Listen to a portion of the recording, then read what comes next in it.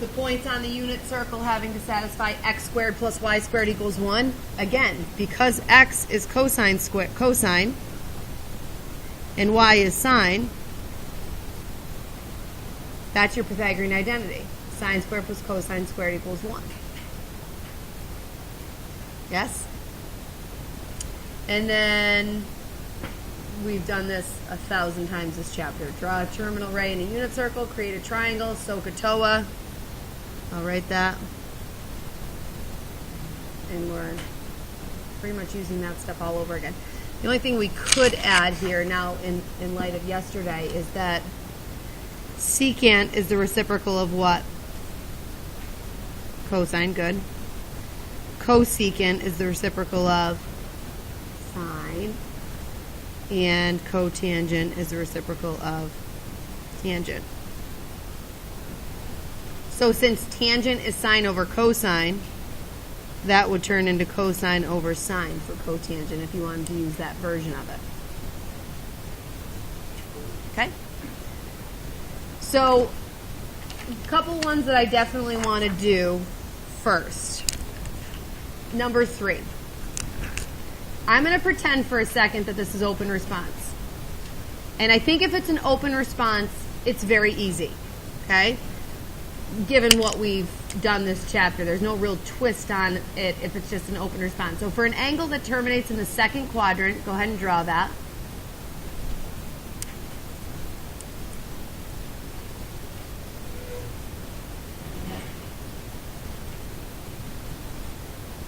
The sine of A is 2/3. So Natalie's sine is what over what? Opposite over hypotenuse. So here's your angle. Opposite is 2, hypotenuse is 3. And then what do we, before I even look at the question, what do I always then do? Jack Taylor? Okay, so a squared, 2 squared, plus x squared, the missing leg, equals 3 squared. I'm going to subtract this 2 squared from both sides to slowly solve for that missing side. So x squared is going to equal 9 minus 4, which is 5. I take the square root of both sides, and x equals, what do I have to remember here, Faye? Plus or minus root 5. Good. And which one is it, Faye, based on the location of this triangle? Negative root 5. Good. Okay? So now if you're asked, what's the cosine of A? Jason, what would it be? Which is what over what in our triangle? Negative root 5 over 3. That is undoubtedly the most efficient way to do this problem. Then you look at your answers and you're like, what? Like, what is that? Right? But it says which of the following calculations would be or would result in the value of cosine. So one of those obviously equals this. So let's start first so we don't have to check all of them. We're in the second quadrant. Let's go basic here. Cosine is supposed to be what in the second quadrant? Negative. So which two can we cross out? 1 and 4. Because they have a positive in front of the square root. So now we're really just typing this in and typing this in and seeing which one gives us root 5 over 3.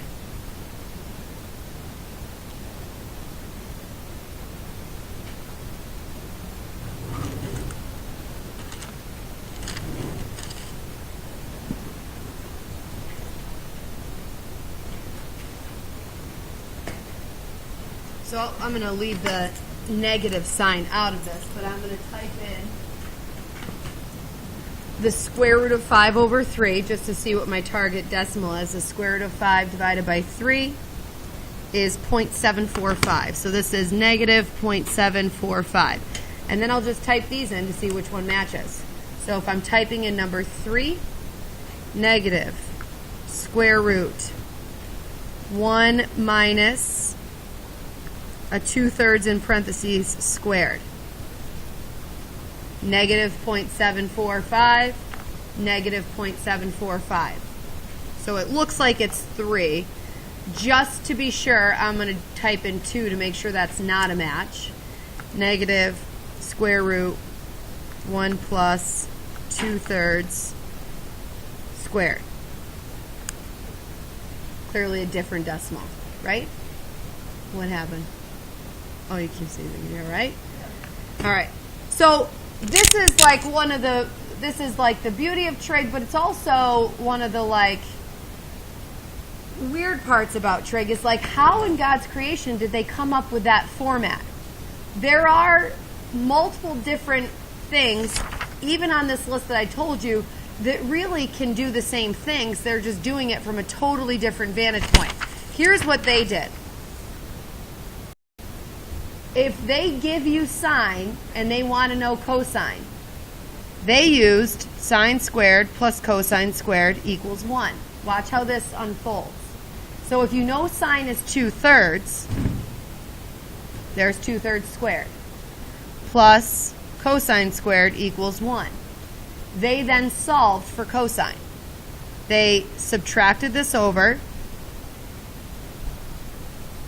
and had cosine squared equals 1 minus, and by the way, they subtracted it over without actually squaring it out. And then to get cosine all by itself, they take the square root of both sides, and they get cosine equals plus or minus the square root of 1 minus 2/3 squared. So they did it totally differently, using sine squared plus cosine squared having to equal 1. And it gives you the exact same answer, but a totally different presentation of it, which is confusing if your mind is thinking about it differently. But you do have the benefit of a calculator, and you can check that your answer matches theirs. So, and by the way, the plus or minus sign, they also had to address the same quadrant issue and realize, okay, this is in the second quadrant, so should cosine be positive or negative? Negative. Okay? But just to show you kind of where that even came from, it does come from something you know. Whether or not that would be your first choice to use, probably not, because I'm such a big fan of drawing, and I like to keep it consistent and tell you, let's let everything come back to SOHCAHTOA. So your instinct probably, just because of the way I pushed you, is that, but they can write these either way. Okie doke? Any questions on that? Okay, jump to 5. Something from yesterday just to reinforce. Alpha is an angle drawn in standard position with terminal ray in the 4th quadrant. Draw it.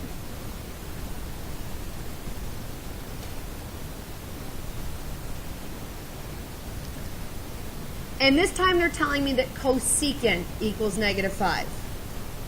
We've been told that sine equals -5, or cosine equals -5, or tangent equals -5 so that we can label sides. But we haven't been told cosecant. There's 2 ways to think about it.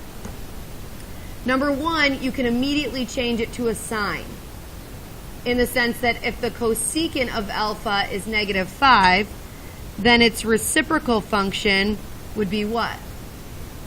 -1/5, correct. So you could do that, and you could label opposite -1 and hypotenuse 5, because that's opposite over hypotenuse, right? Or you can think, since sine is opposite over hypotenuse, cosecant is what over what? Hypotenuse over opposite. So you could put that over a 1 and label your hypotenuse 5 and your opposite the -1. How come the negative is written with the 5, but I don't put it with the 5 in that case, Chloe? Right, so -5 is the same as -5 over 1, or 5 over -1, or -5 over 1. You have to kind of decide which makes sense, which one the negative actually goes with. Okay? And then it becomes the same problem we've always been doing. We complete the right triangle. So what squared plus -1 squared equals 5 squared. Subtract 1 from both sides, so x squared will equal 24. square root both sides, x equals plus or minus root 24. And I would think about breaking that down into root 4, root 6. Everyone go with that? Square root of 24 is square root of 4 times square root of 6, which becomes square root of 4 is the whole number 2 root 6. And is it plus or minus? No. See how we're going to the right? Positive. Or I could say positive root 24. It looks like some of these options have root 24, some of them have a root 6, so it kind of depends. Then which of the following is the exact value of cosine, which would be adjacent over hypotenuse? So either 2 root 6 over 5 or root 24 over 5. They clearly didn't break down the root 24.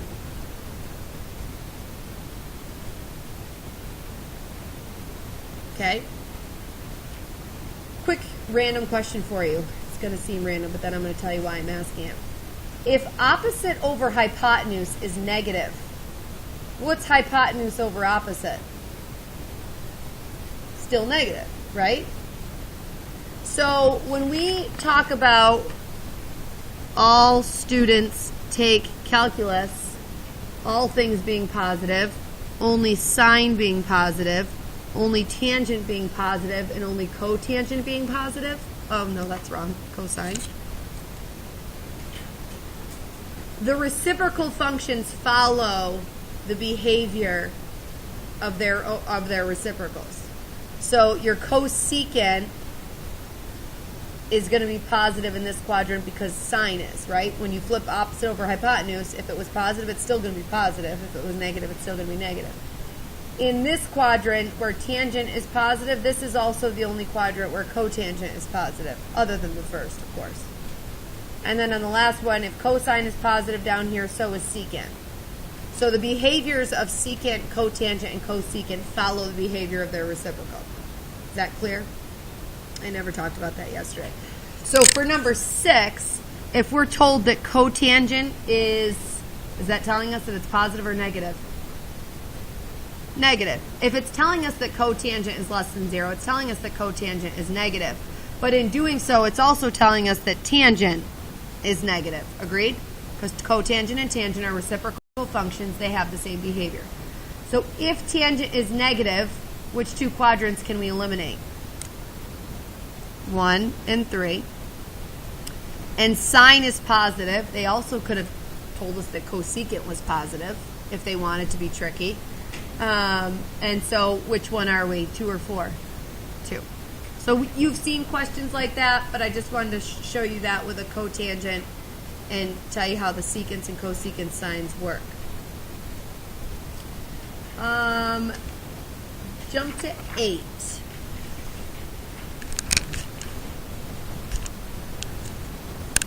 Okay. I think from you, if alpha is an angle such that alpha is between 0 and 90, what does that tell you about the location of this angle?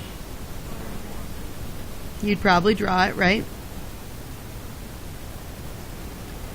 Sine, which is opposite over hypotenuse, is 0.56 as your opposite, hypotenuse 1. Then which of the following is the value of the sine of 180 minus alpha? So we're not really staying over here anymore, right?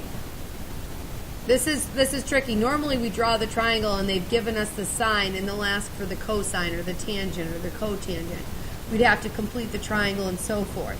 But now they're changing up the angle on us. If alpha is in quadrant 1, where is 180 minus alpha? Here's 0. Here's 180. If I do 180 minus alpha, I'm actually going backwards into quadrant 2. Yes? And what's the reference angle if I was at 180 and I subtracted alpha?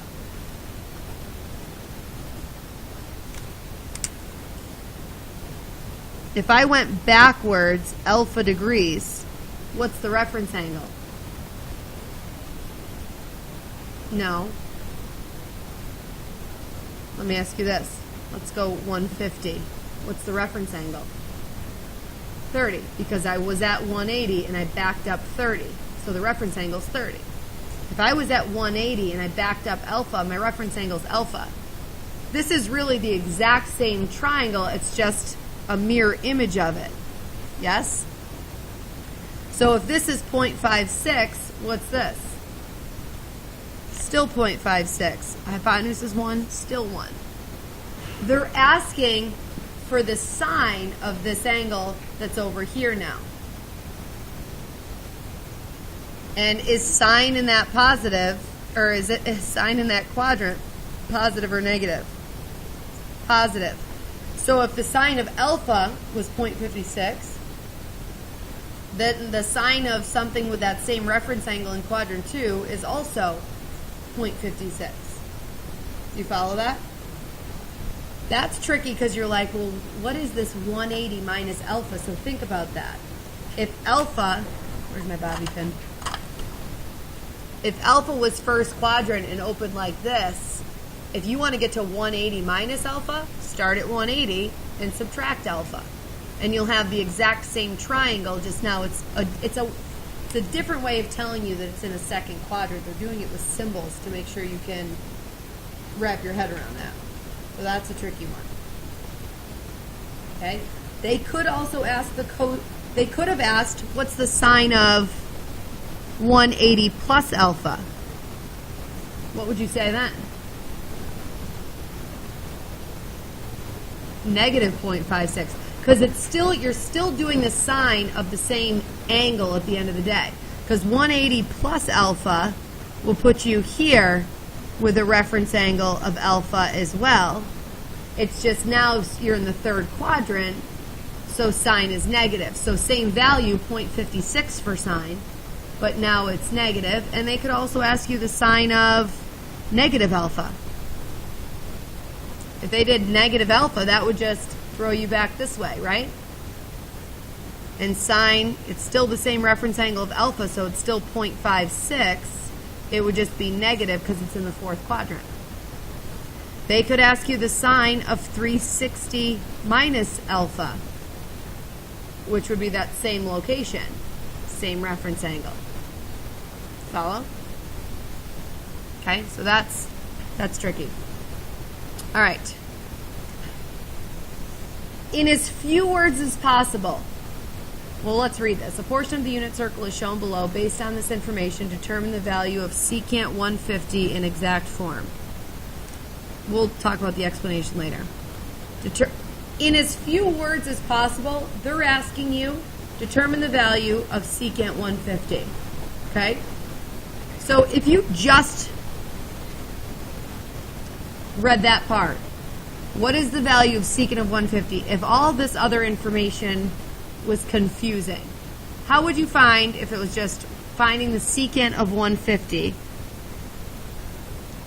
what would you do? Yep.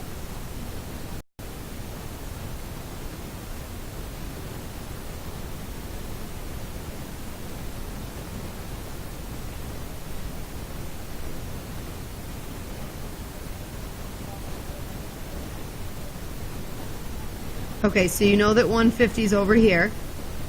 Okay. And so draw the angle in the appropriate quadrant for where 150 is. The reference angle is 30.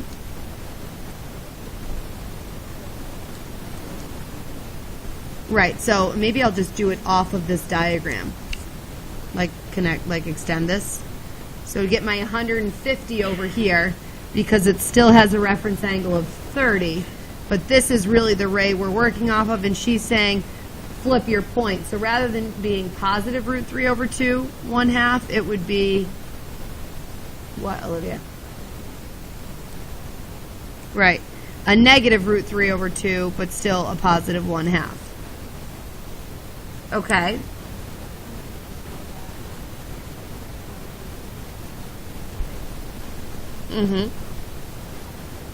Mm-hmm.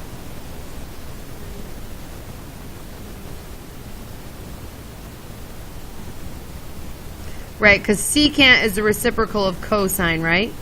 And if cosine is adjacent over hypotenuse, secant has to be hypotenuse over adjacent, is what she's saying right there.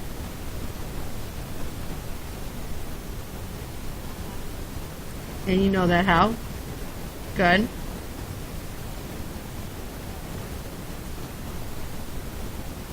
So it would be 1 over negative root 3 over 2. And anytime you have 1 over a fraction, that's just really asking for the reciprocal of the fraction. So it should just become negative 2 over root 3. You good with that? If you didn't know that, you could keep, change, and then flip. And you'd see that. It's just negative 2 over root 3.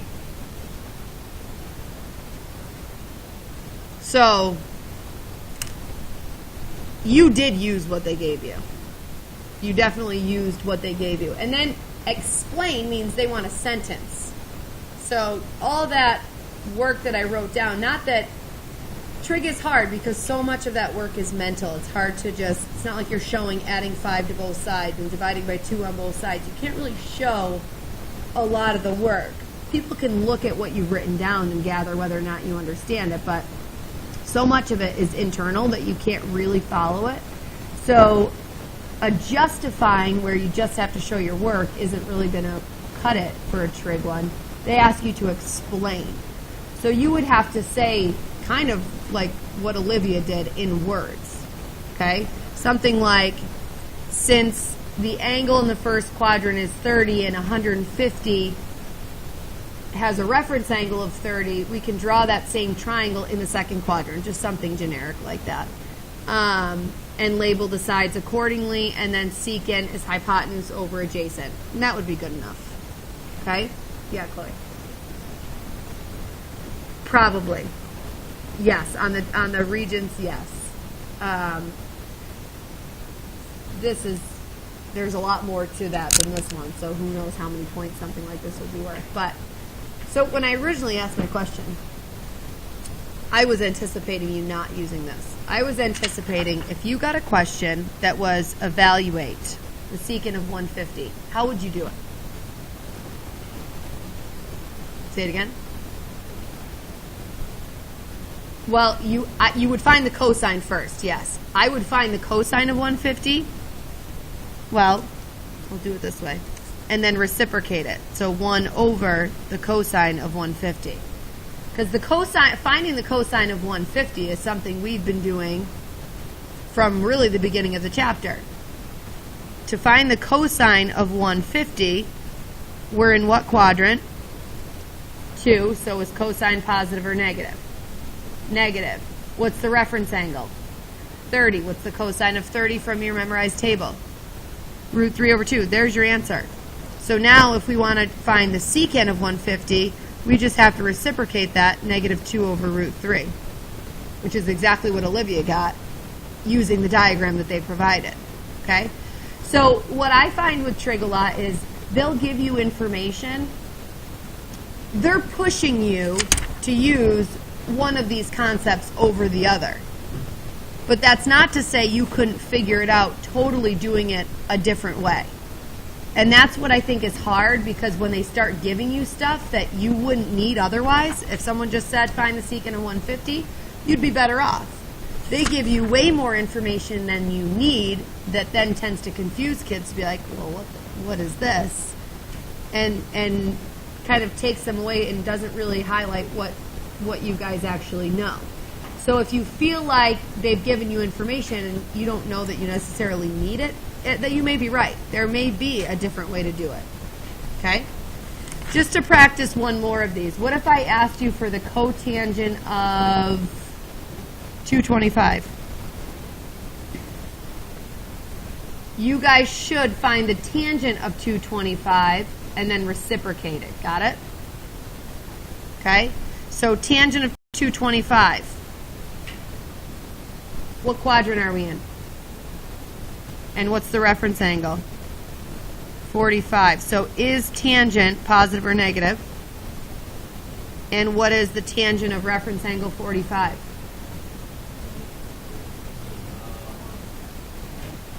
1. Yes? And so if the tangent of 225 is 1, then 1 over 1 is 1. So the cotangent of 225 is also 1. Okay? All right. Your homework is obviously to study and to finish this trig review sheet. Did you have, oh, I have your quizzes. I want you to have those back so that, Jason, do the honor so that you can learn from these mistakes. So your homework is to finish the review sheet and do corrections. Corrections are no good if they're not done before you take the test on it, right?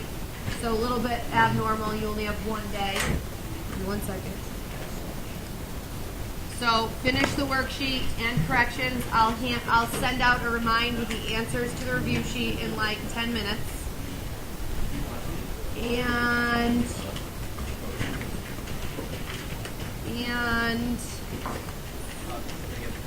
were there corrections due today? No. Okay, good. Can you look at the way I did this one? So I did it